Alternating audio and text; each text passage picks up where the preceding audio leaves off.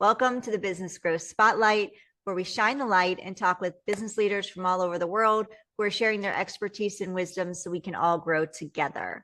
I'm your host, Heidi Schalk, co-founder of LH Grow Solutions, where we help businesses grow using AI solutions and outside-the-box visibility strategies. If you're new to the podcast, welcome. We're excited to have you. You're in for a fun conversation today. And please stick around because we have a special gift just for you. But without further ado, I want to introduce my special guest today, Dr. David Thompson Jr. with the David Loft Group. So welcome, Dr. David, to the podcast. Thank you. I appreciate that. I appreciate your time and having you. I know you're a busy, busy man. So can you share with us, Dr. Thompson, a little bit about yourself, your background, the David Loft Group, and also your role within it? Got it. So first, sort of starting with the sort of small and then working my way out to the big. I grew up in Baltimore City. I'm a native of Baltimore. I grew up in one of the toughest neighborhoods in Baltimore. It wasn't always that way, but it has wound up to be one of the toughest neighborhoods in Baltimore City, the Park Heights area in Baltimore. Went to Baltimore City Public Schools, graduated from a fairly well-known high school. It's well-known for sports and basketball and that sort of thing. Paul Laurence Dunbar, then of course matriculated and finally ended up with a doctorate in psychology. Still a student. I tell folks all the time, if there was a way for me to get paid to be a student, I would just do that. Like I enjoy being in school. So I'm a full-time nursing student now. Because apparently having a doctorate in psychology wasn't enough. But really it was about having the ability to write prescriptions for folks with psychiatric disorders and that sort of thing. And becoming a nurse practitioner probably was the quickest way, based on my age, that I can sort of get there and do that. Got my license as a licensed clinical professional counselor in 2007 and immediately started to practice in a few schools and really worked in my private practice part-time for a very long time. And simultaneously I had jobs with the state where I was the deputy director and director of the Baltimore City Department of Social Services, which is in Maryland, the social services are super agencies, so they do everything from child welfare, meaning foster care, child protective services, all the way over to your TANF things, food stamps, medical assistance, that sort of thing. So I actually ran that organization as a director and as a deputy director. I was the chief of staff at Prince George's County Department of Social Services, where I did similar work, to be very honest with you. Was the director of Department of Juvenile Services for two of the largest jurisdictions in the state of Maryland. And on another podcast that you have, if the subject is never follow a title, I will talk at depth about how that is a awful, awful mistake to do. And then around 2012, went into private practice full time and remained in private practice. It might have been a little later than 2012. Remained in private practice. My private practice began to grow. And so I grew it into a group practice, brought on some more clinicians because it was just too much work for me. And then out of that came what David's Loft or the David's Loft Group is today. Our substance use programs kind of stem from that, and then every other program stem from the support that people with substance use disorders have that they need in their life to fully recover. And that's sort of how we grew. Other than me in private practice, every growth spurt that we had, or a new program or new treatment that we offer was really about a need that I saw that was unmet. It wasn't because I wanted to be this big organization. As a matter of fact, I did not want that at all. Having come from the Department of Social Services, a $650 million organization, 3,000 employees, on and on. Like that's not a thing that I even wanted to be about. And my spouse and I were, thinking about having kids, and so I'm like, okay, I want to be flexible. I want to be able to spend time with my kid. I have four sons. My oldest one is 35. He grew up in in daycare. Does that make sense? So now that we have these three younger kids, they're not so young. I wanted to be a part of their life. I wanted, and also do great work that I controlled, if that makes sense, where I can control my own schedule and I can control what I do, what I don't do, and I can be present for them, but at the same time be present for myself. And so that's where we are today. We serve about 142 people a day and across our programs. We also, the population that we serve is the co-occurring population, substance use and mental health. And the Davis Loft Group is an integrated behavioral health organization, meaning that which is an evidence-based practice where all the services sit right there. So we do primary care, we do mental health, we do substance use, and really that work is really around supporting individuals with their recovery, but also individuals with behavioral health disorders have shorter lifespans than non-disabled folks for a number of reasons. It's not just, oh, they may OD and this. It really is sometimes that the chemicals that are being prescribed to help with your depression, and so on and so forth, uh, also tap dance on other organs of your body. And so having all of those disciplines working together on one team, sharing one EHR, really helps with people's wellness and their ability to maintain their sobriety and build some resistance and resilience, really. Amazing. So was your private practice that you had started years ago, that you worked part-time in, was that David's Loft too, or did David's Yep. Loft develop? Yep, that was David's Loft too. Okay. Yep, that was You've David's Loft. So just I just kept grown the name and tremendously. we're going through some organizational changes. So we were just Davis Loft Clinical Programs. And so we became the Davis Loft Group because what I did was sort of took a page out of the tech industry, right? And the tech guys do this so well. They start something like, oh, I'm done with this. Let me sell it, right? Let me move it along. And so what I did was every new program that we started, I incorporated it as a standalone organization. That allows me that if I want to scale back or whatever, it allows me the flexibility of doing that as well as keeping things that I really value and want to do, or I do really well, or we do really well, rather. So what inspired you to create the David's Loft group, and how has your mission evolved over the years? And if it has, how has it evolved? Let's sort of think about this pre, post, and pre private practice or group practice.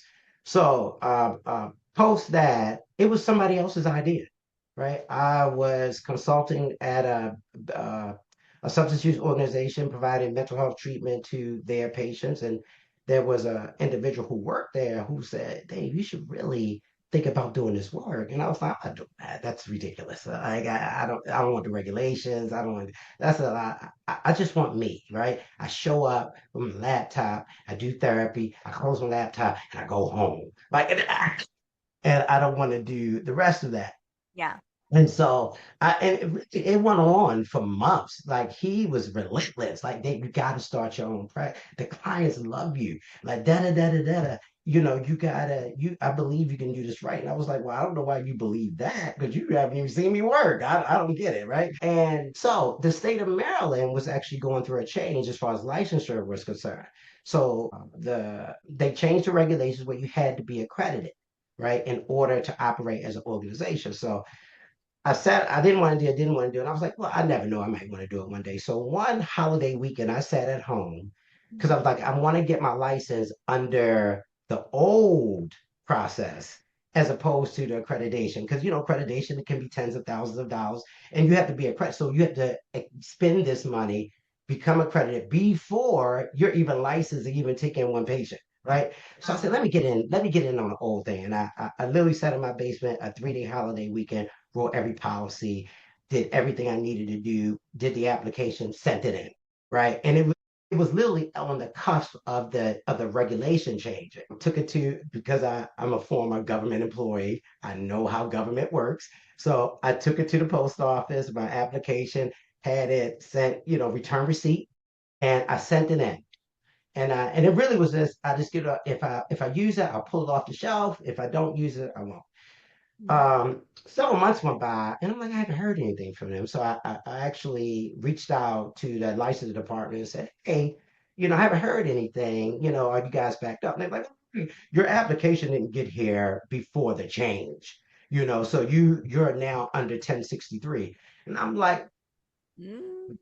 you got the application. I sort of had to send them my receipt from the return receipt, and they had no choice but to process my application under the old process. I'm gonna be honest, had I not worked for the state for the number of years that I worked for, I wouldn't have known to send a return receipt.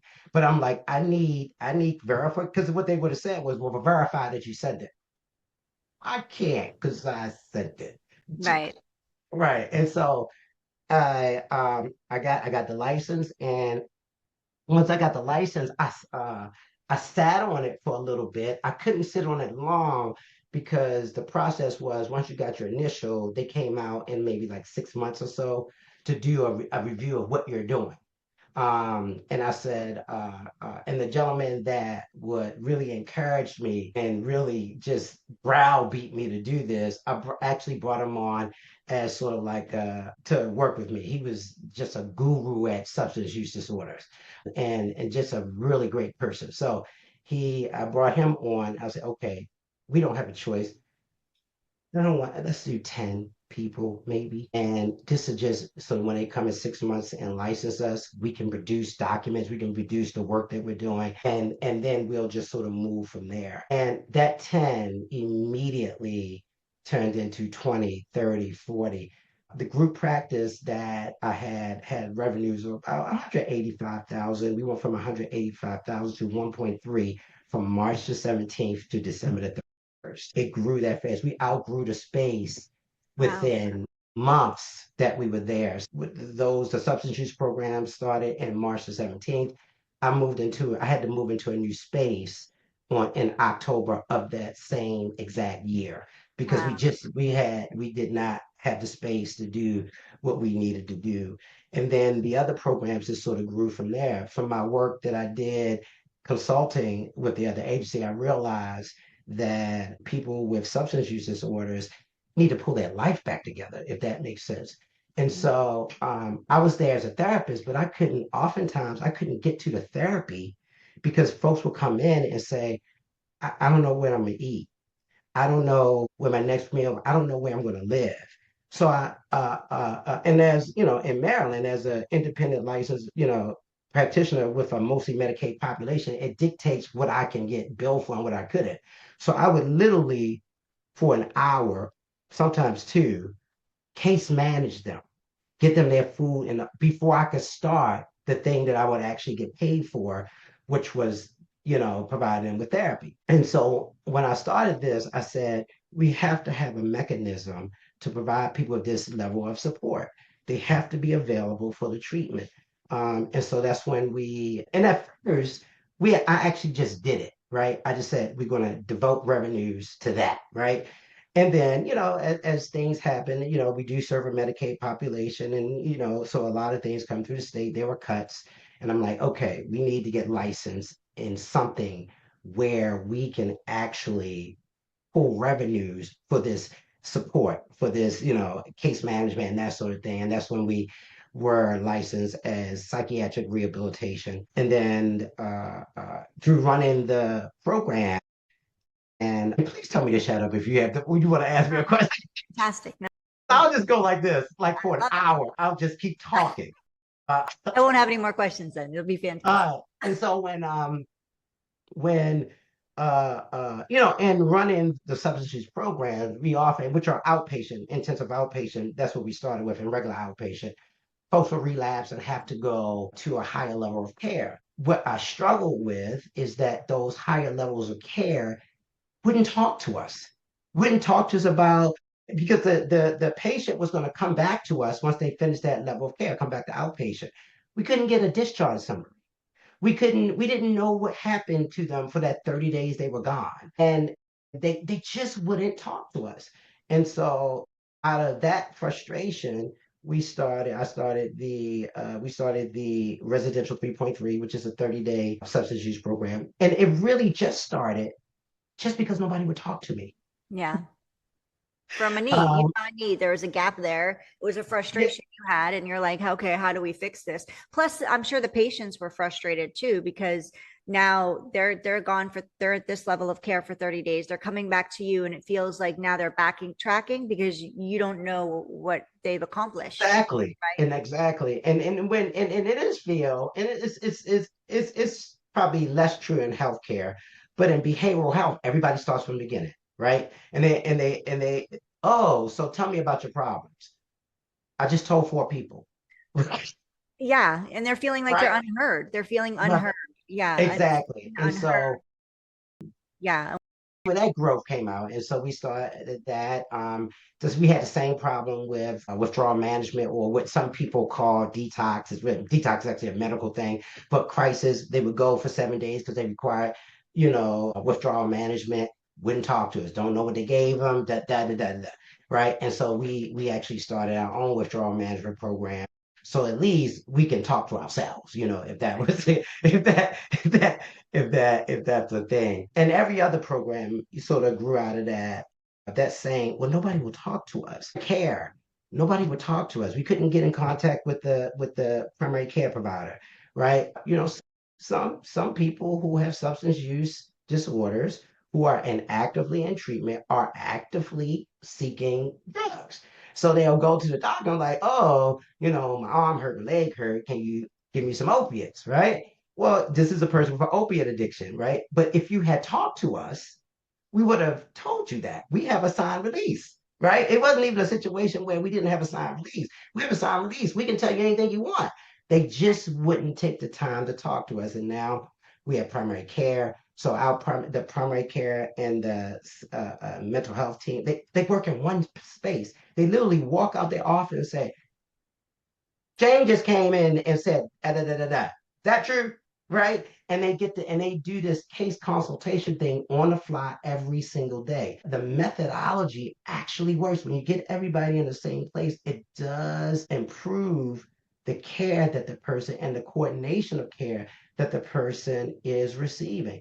And so there is no, I prescribe them this, problem that my psych folks, I hire mostly nurse practitioners. I love nurse practitioners. Let me tell you why. The way they're trained, they do whole body work. Does that make sense? So they're not often, sometimes in psychiatry is, I'm depressed. Oh, here's some Zoloft or whatever. It treats depression, right? And there's no consideration for, wait a minute, do you have diabetes? Is that gonna do something to your blood pressure? There's not always that work, right? Where nurse practitioners work like that. So they're there for psych. My psych nurse practitioner is like, take your blood pressure, right? And she's like, oh, and she's yelling, hey, I his blood, I need one of you guys, one of the somatic, I need one, he needs to be seen right now, right? Or we need to send them out to the ER because we needed to. And so that collaboration really helps make the person a lot more healthy.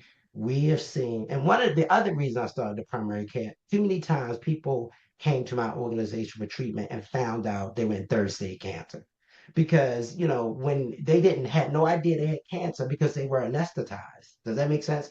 Right. So Yeah. when they come off the drug, oh damn, that hurts real bad, right? Right. Right. Remember, we had case management, so we immediately, when people came in, we set them up with a doctor. We da before we even started primary care, and so they were getting all the health care that they needed at the same time. And so that's I'm kind of. guessing with them having all of this care in one place, or with all of you so close proximity and communicating so well, that your relapses are probably way down compared to maybe. So nationally, only about 30% of people who are in active treatment are actually abstinent, not using. We for our absence rate is about 96 to 98%. Wow. Um, and part of that is we do a lot of urinalysis, right? The other part of it, you're like, oh, trust you. Yeah, you're not using. Yeah, can you give me some urine, please? So I can check. And so that we've not had not one in program overdose in our history since 2007, even with fentanyl. Wow. Now, after program, can't say we don't track that. But in program, folks are generally as stable as this population can be. You have the accountability in place. You have the support, communication, and not only that, these people know they're being held accountable on so many different levels. There's really no cracks to slip through. Where when you're going to four different people in four different places, and they know they're Right. smart people. They know that they're not communicating like they should, so they can fall. They know where those cracks are. With you, it's like there's no cracks to be found. And it's funny, they have to learn that because they will tell every provider they see a whole different story, right? And it's funny every now and then when somebody sort of get caught in one of their untrue narratives. That's what I like to call them. They were like, "Am I right? Marlon, you're right. We're all a part of your treatment team." And you signed a consent that said that we can actually talk to each other outside the disciplines. So we didn't violate your privacy. Maybe next time, just tell us all the same story, and hopefully tell us the truth, right? So we can actually help you with what it is that you need, Yeah. because And that's in the really moment, I'm all sure they we're don't wanting like to do. that, right? In the Oh moment, no, they don't like that but at all. long at the end of the program, I'm sure they're so grateful and appreciative, and Yeah, they're because yeah, they need the support, and it sounds like your facility really has it like no other. right. So I'm the David Loft before it was David Loft's group. Were you solo, or did you have like a small group team supporting you? And now I'm guessing with all these different tiers, not tiers, but Right. different offerings that you have and with under one group, the Loft, Right. your team must be really large in order to accommodate. It started off with Really, me that's a just lot. being me. I was the everything, there's things I'm really good with. So, I would, in private practice, especially when I was full time, I would go in, I would see 10 to 12 patients a day. I would go home, do my notes, do my billing, blah, blah, blah, that sort of thing. And now we have a staff of nearly 60 at multiple locations and multiple disciplines. And there's still a lot of the work that I do myself. As an owner operator, it's sometimes hard to take your hands out of things and to turn it over to other folks. And it's even more difficult when you're me and you kind of feel like you're good at a lot of things. And so right now I have three jobs. I'm the CEO, I'm the chief clinical officer, which really is just one job. But I'm also the HR director, I'm the finance director, because we had those people, but they left, and I'm like, okay, let me do this until we hire someone else. And it's been a little bit. I've not as much in the clinical work anymore. I'm mostly administrative, and I prefer it that way. I like what I do. I like, things that most people would find just dreadful. I like negotiating, make sure we get the right healthcare rates for my employees. I like being able to not have other people between me and my health insurance. Me and if that makes sense. And so that way I can always make sure things are right. So I do have a staff, and that staff is made up of professional and lay people. Um, and we sort of, the way the company is run, especially clinically, everybody who works with a client, whether they have letters behind their name or not, are part of the decision making when it comes to admissions and making clinical decisions, because we all experience the clients in different ways. So that's how we work. I just in the past year and a half to two just got support staff. I didn't have support staff at all. Didn't I felt like it was a waste of money. I want to put the money back into treatment. I don't want to be having these administrative costs, but it just got more than I can handle on my own. And have some semblance of work life, home life balance. Right. If I just wanted to be at the office all day, I wouldn't need anybody. But I'm like, okay, I want to see my kids, right? I send my kids to school every morning, right? That matters to me. Now, I don't care about picking them up. I'm not gonna lie to you, but I want to start their day. I Right. want to know That's how important. they're feeling when they walk out the door. if something happens after that, I can draw a conclusion between this is where they left, this is where they came back. Somebody explain to me what happened in the middle. Does that make sense? Yeah. And so that's really important to me. I had two children with neurocognitive disorders. One has ADHD and co-occurring autism, and one has ADHD. So I have to be a little bit more kind of what's happening with you right now, what's going on with your emotions right now. And really, so I can literally email the school and say, hey, he's coming in a bad mood. Yeah. Right.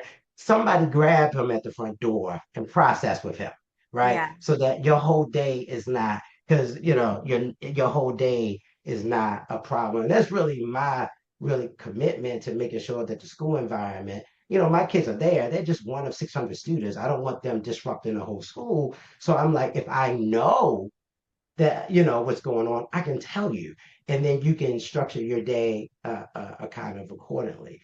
So I wouldn't be able to do all that without the support to staff that I have in place at this particular time. I finally just this year got a second. I did not have a second in command. It was just me.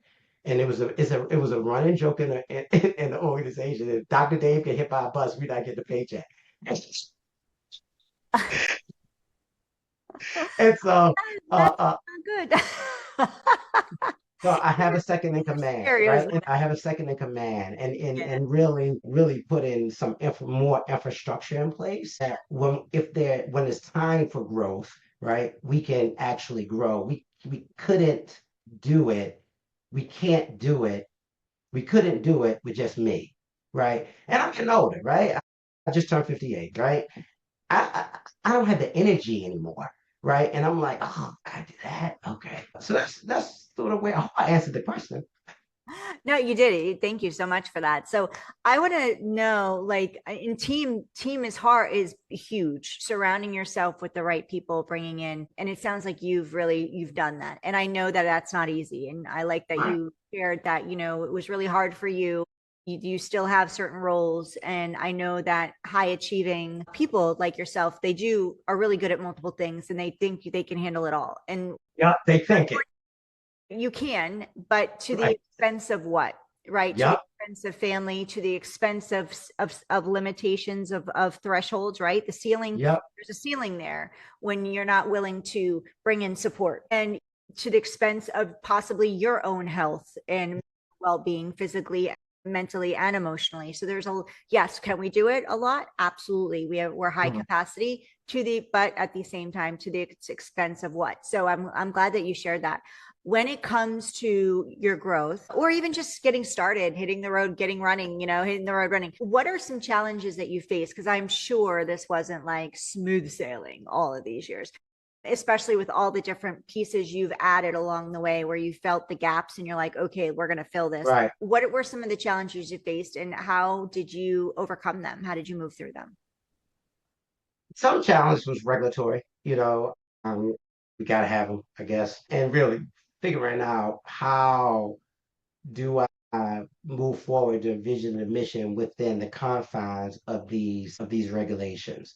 And it really was trying to the so that was one big challenge, right? The other challenge, to be honest, was my idealism about what I wanted to do, right? I walked in ideally, I want to provide free healthcare to my employees. I need my employees as healthy, and the numbers didn't work. And I'm gonna be honest, I pushed the organization to the brink of almost ruin, trying to live out these ideals.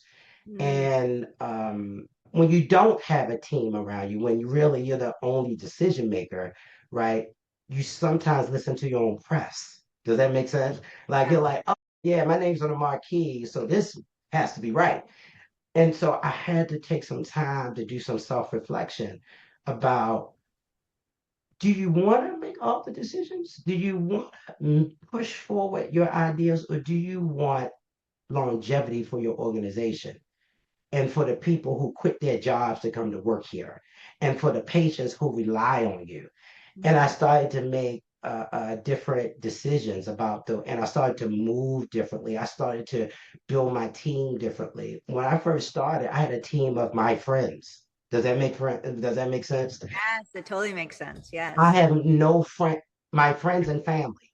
I have no friends and no family on my team anymore because I could only go so far with that. I realized that while I believe I'm a great leader, I'm horrible if I have a relationship with you. And I'm less likely to hold you accountable if you are my niece, right? If you're my play sister, right?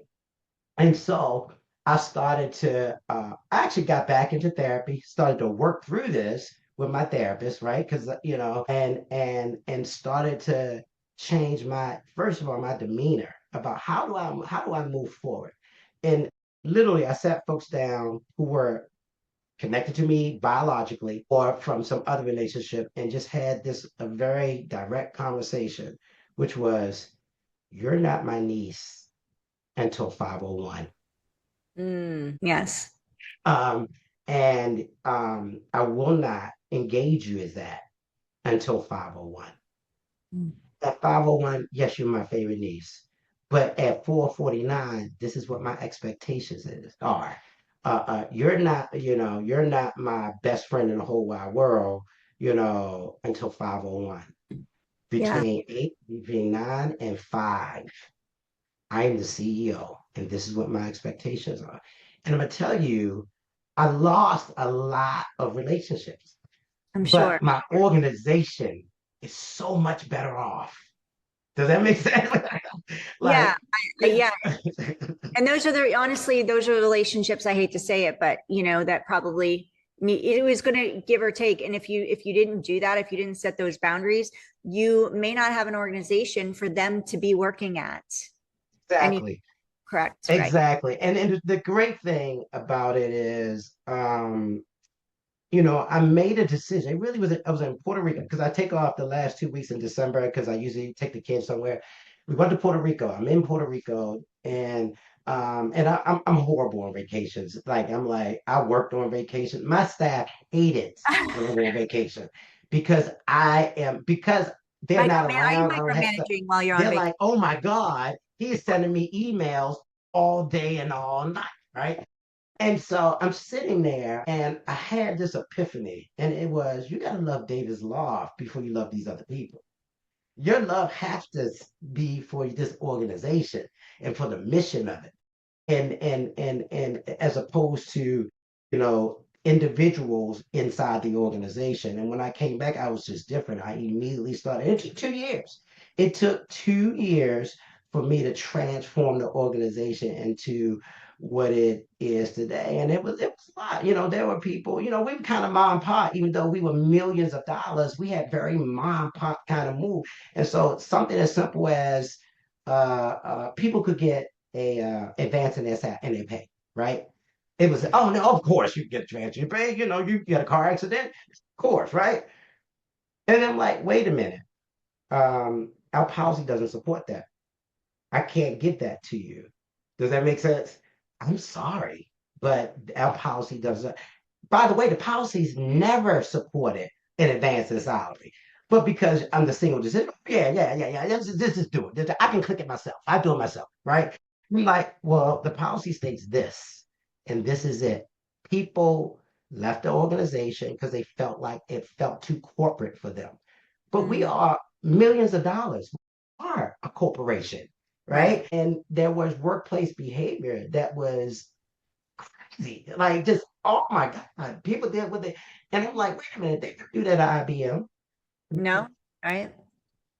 But And not do to that.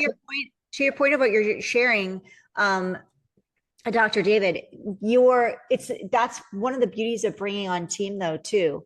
And now that Yeah, you have a second with, making sure those paychecks are signed, taking right. that responsibility off of you kind of like Yep. gets you out of there where you're like, well, it's not me that won't give you the advance. Right. Even though you're the Exactly. CEO and the Right. buck stops here, it's still Yep. somebody else that handles that. You hired that professional to make the Yep. best decision, that you trusted them Yep. to make the best decision for your business. So that decision, you back their decision. So it kind of like takes you out of it, which is kind of nice, right?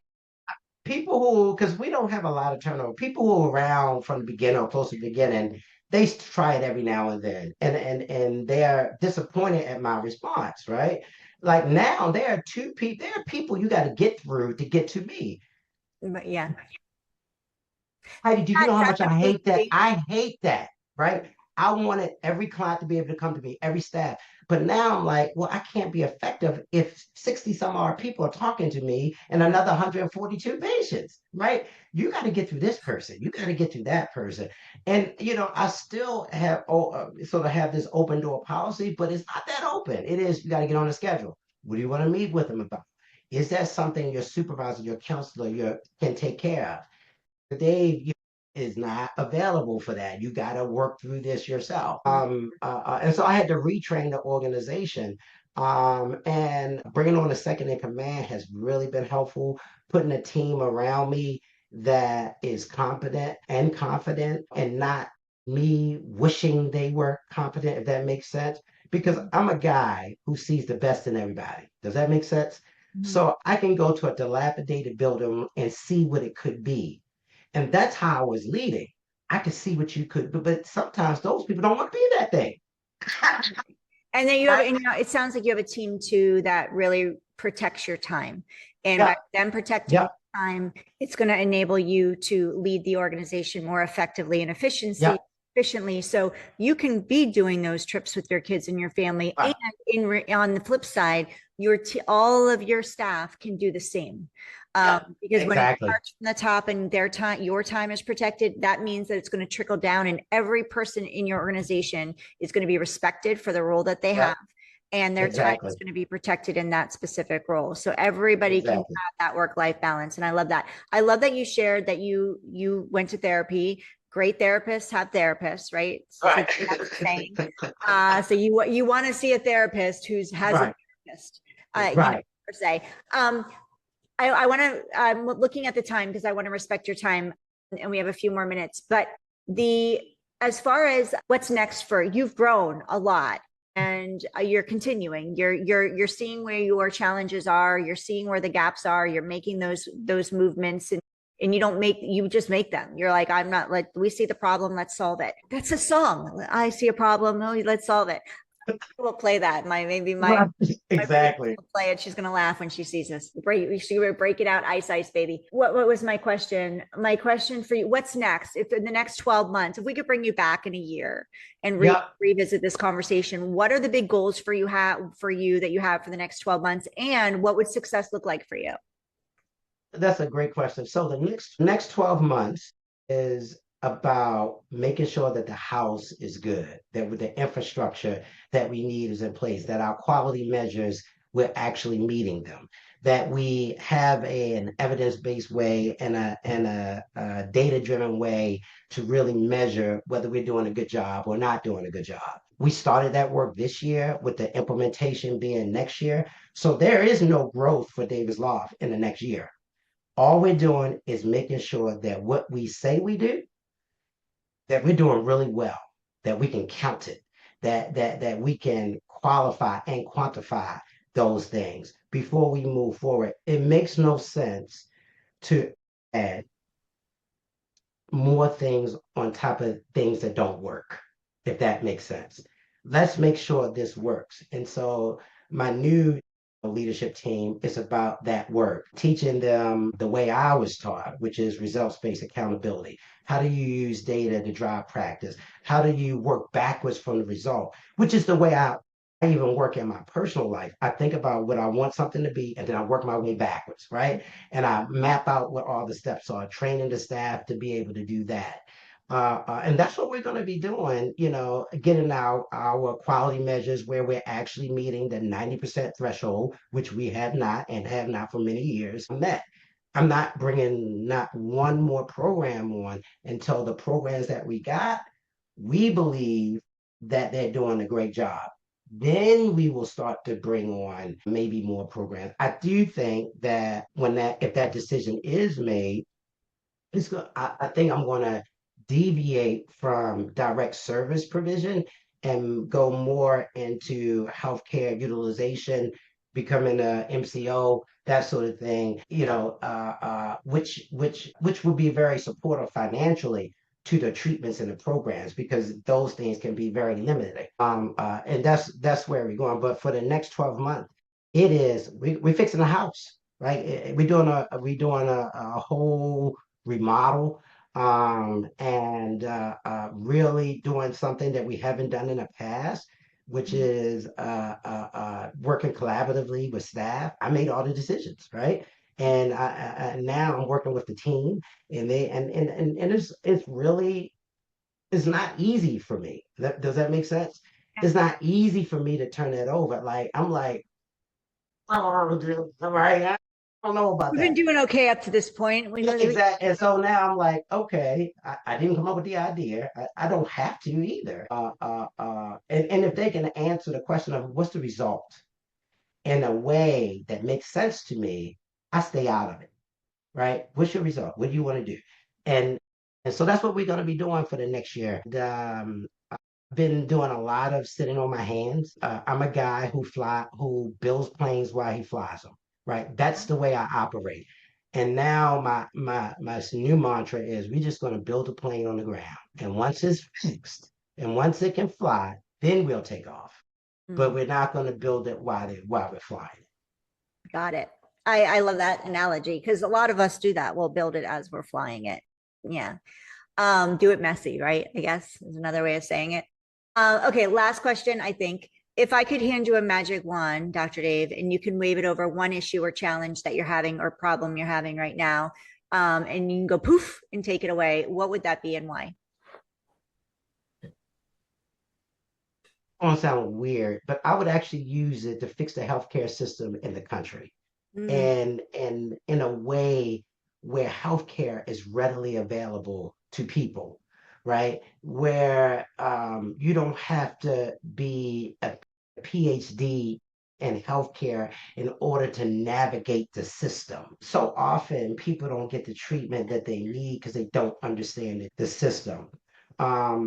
Because of mandates that doctors have, especially in large groups and that sort of thing, they don't always take the time to explain things to you, And then most people you say you're a doctor, if you say these three words, then it must be okay. They don't dig deep in that kind of stuff, mm, So, forcing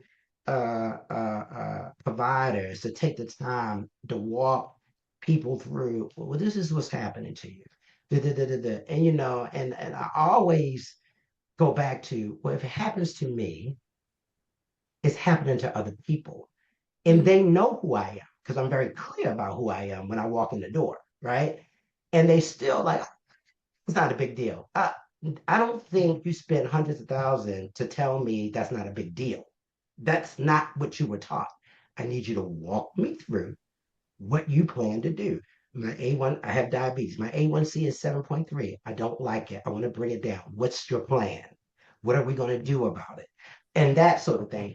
And so, but sometimes managed care doesn't allow that kind of time. So Mm, I would really use it. I would really, there's so many people who are working poor who can't afford healthcare, but they make too much money for Medicaid and other supports. Like I would use it to fix that so yeah. that regardless, you would be able to get health care. I would use it to fix the zip code issue. This zip code has wonderful health care, but this zip code doesn't, right?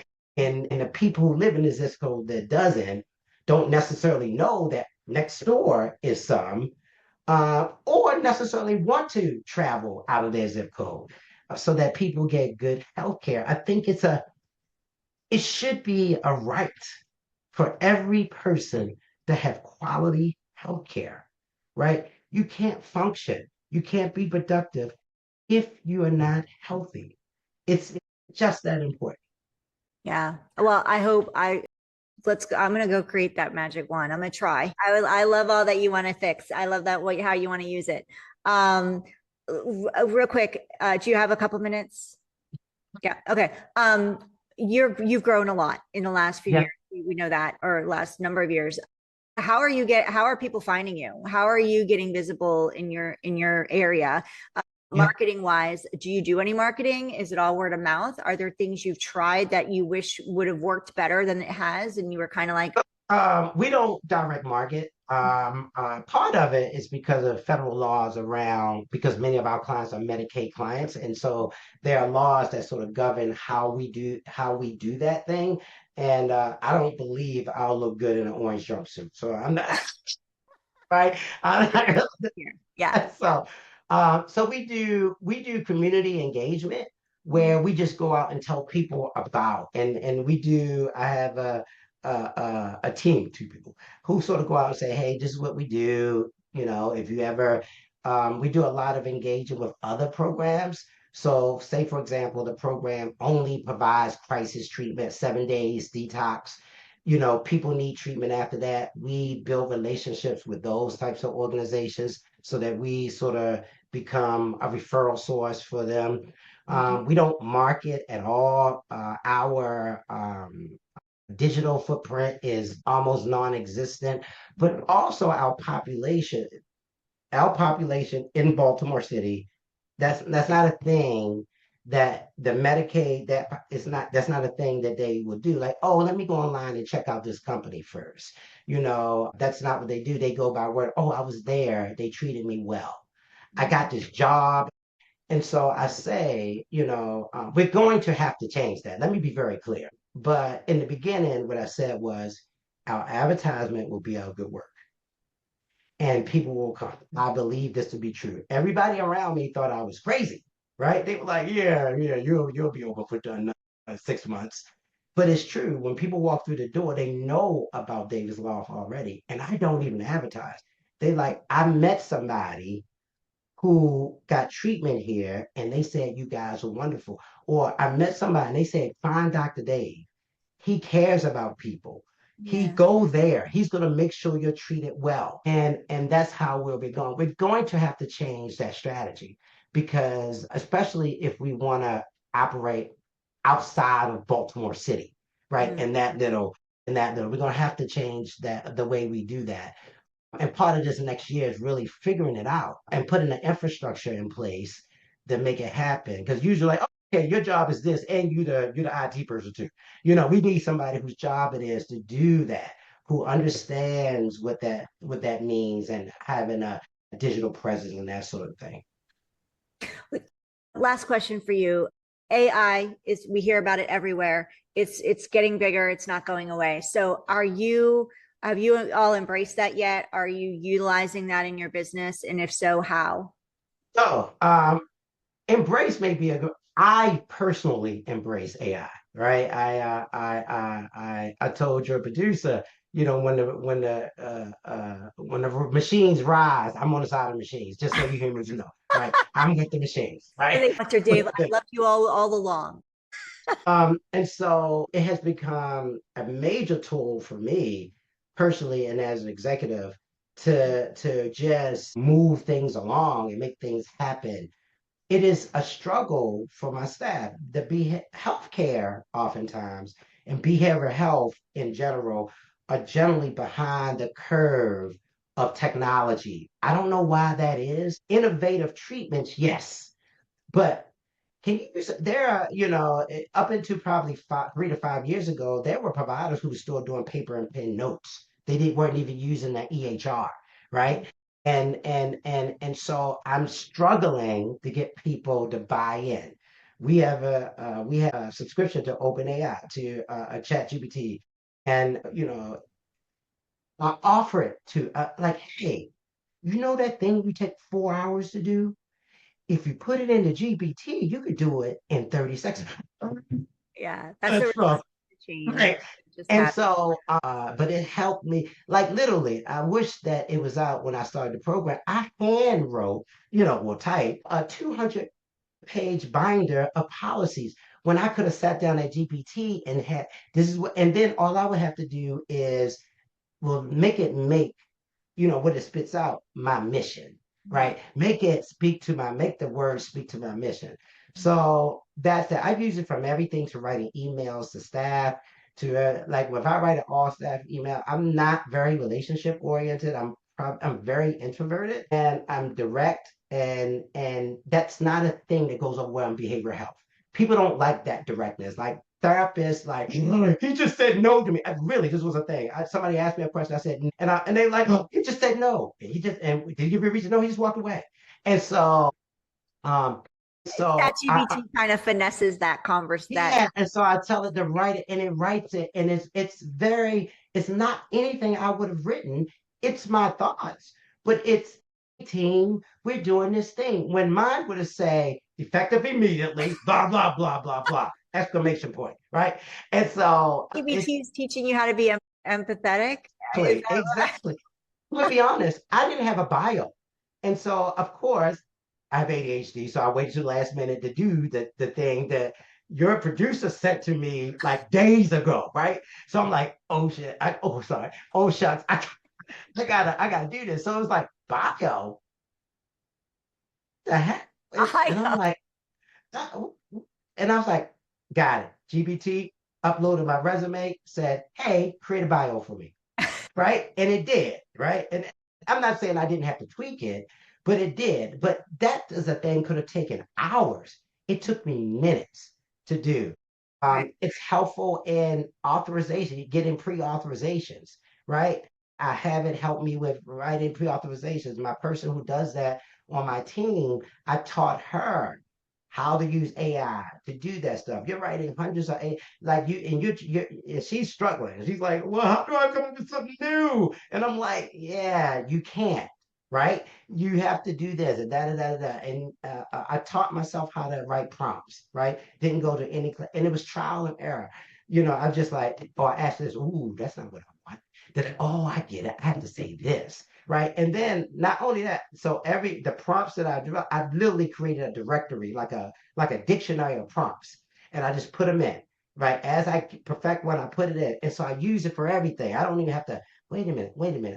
This was similar. I just changed these three words. Bam, here it goes.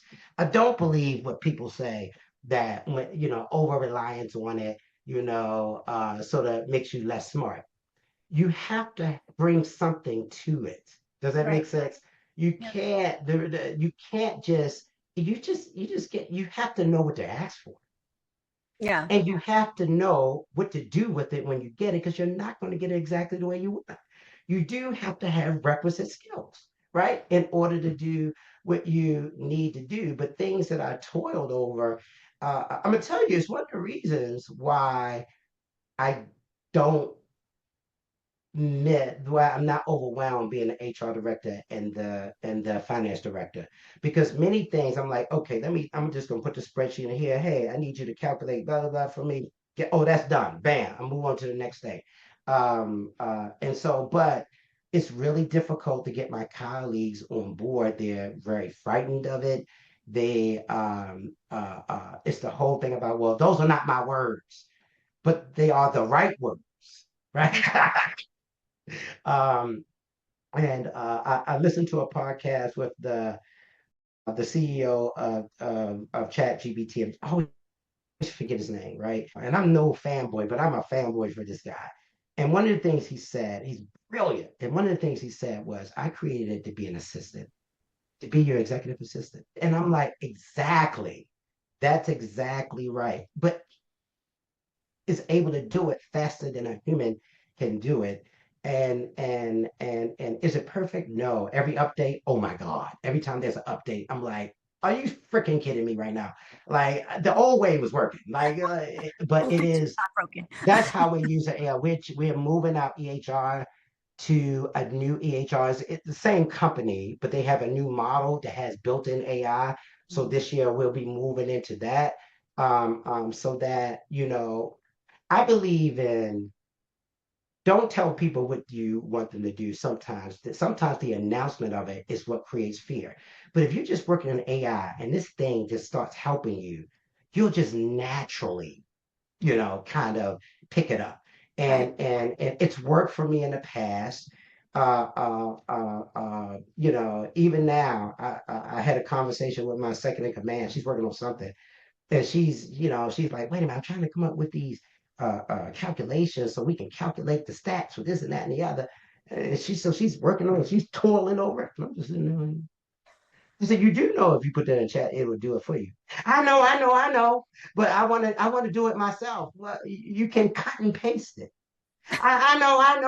Okay, you want to just be okay, got it. Walk back to my office. Yeah. And so that's really how we're using it. I really want to be able to use it. We're starting in small steps to use AI that sort of where you sort of mic the treatment room. And so while the provider is talking to the client, is taking in that information, Notes. is uploading it into the EHR. It's a richer experience. It's what the patient actually said, right? And not your interpretation of what they said. So I started the providers using that. And I think that, over the next year, getting that up and running actually will help with our productivity. I believe that once people use it and see how efficient they are, that their natural sort of self-preservation would kick in. And like, wait a minute, I used to take 10 hours to do this, now I take two, Yeah. right? And sometimes you can't explain it. They just have to experience it. Yeah, well, that's very true. Because when it first came out, 2 years ago, I was like hands off for a little bit. And then now I'm using it all. I was up last night, using it all the time now. And it's fun. You start having conversations with it. And no, it can be fun once you embrace it, once you start playing around with it. It's great for even recipes. I have this in my pantry. What can I make tonight? So stuff like that. So you can use it both personally and professionally. But I just want to see what you all were doing over there with utilizing AI, because I know it's been a little bit different with the medical space. Yeah. As far as the quickness of them embracing it or utilizing it. Technology, yes, off the chart with innovation, all of that. Yeah. Bringing AI into the offices and things like that, it's a little different. Okay, I want to wrap up because I've stayed my welcome. Can you share with us, Dr. Dave, how people can connect with you and learn more about Dave? They can go to www.davidsloft.com. And that's the only one I know. So if you go there, you'll be able to click on the links to our Facebook page and our link. We have a LinkedIn page, but it's not that well developed. But definitely www.davidsloft.com. And then if you want to give us a call, it's 410-800-4226.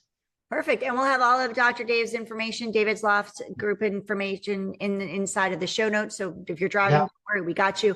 His bio will also be in the show notes. Thank you, Dr. Dave. For all of you listening, please share this. Let people know about David's Loft and let them know they're available and out there and how they're helping people. We'd really appreciate it. I promised y'all a gift, so I want to give that to you real quick. If you're looking to grow your visibility and you feel like you're trying different things, just not working, go ahead and download our Spotlight to Scale Blueprint. You can go to spotlighttoscale.com/blueprint and grab it there. Don't forget, go to davidsloft.com. Go check him out and go connect with Dr. Dave. He's awesome. He's really cool, as you heard today. So Dr. Dave, thank you for being here. Thank you all for listening to us. And I look forward to seeing you on the next episode of the Business Growth Spotlights.